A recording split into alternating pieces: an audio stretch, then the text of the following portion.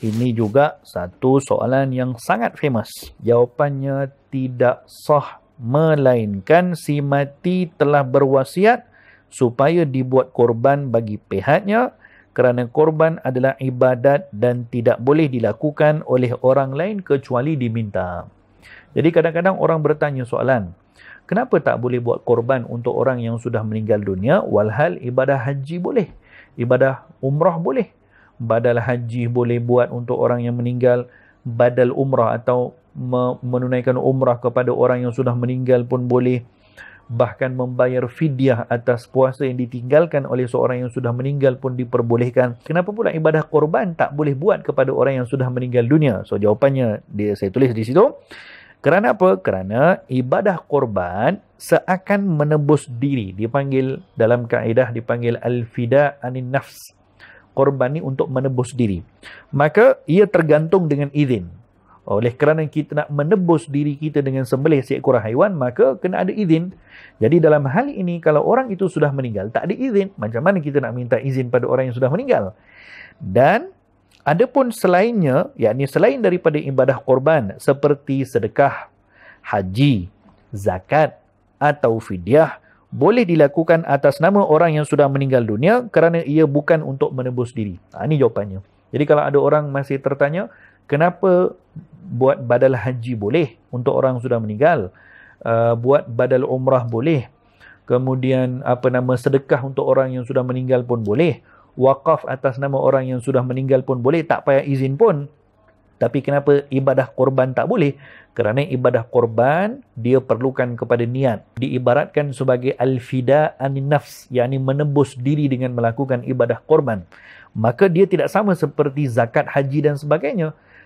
Kalau zakat, haji, puasa, ianya akan menjadi hutang yang boleh dibayar oleh waris. Kalau satu orang meninggal dalam keadaan dia mampu untuk melakukan haji tapi dia tak buat, maka haji itu jadi hutang. Satu orang meninggal dalam keadaan ada puasa yang belum lagi diqada, maka puasa itu menjadi hutang dan warisnya kena bayar fidyah. Kalau orang yang meninggal tadi ada tinggalkan harta, maka ibadah haji, ibadah puasa, ibadah zakat dan sebagainya itu menjadi hutang kepada orang yang sudah meninggal. Adapun korban tidak boleh kecuali kalau ada wasiat. Ya, kalau si mati sebelum dia meninggal diwasiatkan. Kalau diwasiatkan katanya kalau ayah meninggal buatkan korban untuk ayah setiap tahun dan ditinggalkan duit, maka boleh untuk buat korban. Kemudian kalaupun ada wasiat, kalau si waris tadi buat korban, macam mana nak menguruskan daging korban tu? Pembahagiannya macam mana? Kerana pembahagian daging korban yang dibuat atas nama orang yang sudah meninggal, itu tidak sama macam buat korban oleh orang yang masih hidup. Nanti insya-Allah sampai kepada bab pengagihan daging kita akan ceritakan. Jadi saya tuliskan di situ, diriwayatkan dalam hadis bahawa baginda Rasulullah SAW meminta Sayyidina Ali karramallahu wajhahu untuk melakukan korban bagi baginda setiap tahun. Beliau, yakni Sayyidina Ali, melakukan korban 2 ekor kambing setiap tahun untuk Nabi SAW. Jadi nampak Sayyidina Ali setiap tahun selepas Rasulullah wafat, Sayyidina Ali buat korban 1 tahun 2 kali 2 ekor kambing atas nama Rasulullah. Jadi dalam hal ini kenapa Sayyidina Ali buat? Kerana apa? Kerana ada suruhan daripada Nabi. Yakni ketika Rasulullah masih lagi hidup, Nabi bagi tahu kepada Sayyidina Ali kalau setelah Nabi wafat, maka buatkan korban atas nama aku. Maka Sayyidina Ali buat. Maka suruhan daripada Nabi itu sudah menjadi izin daripada Rasul sallallahu alaihi wasallam untuk Sayyidina Ali. So dalam hal ini korban kepada orang yang sudah meninggal dunia tidak sah kecuali kalau dia ada wasiat.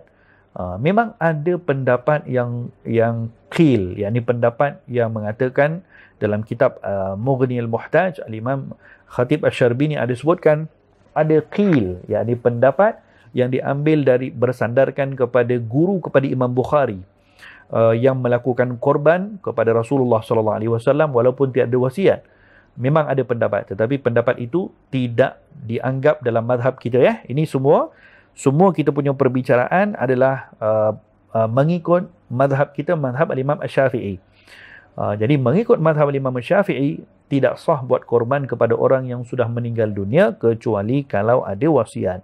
Jadi saya dah nyatakan sebabnya tidak sama macam haji. Kalau haji dia meninggal jadi hutang, korban dia meninggal tak jadi hutang kerana korban hukumnya sunat, haji hukumnya wajib. Kemudian lagi beza lagi bahawa korban perlukan kepada niat.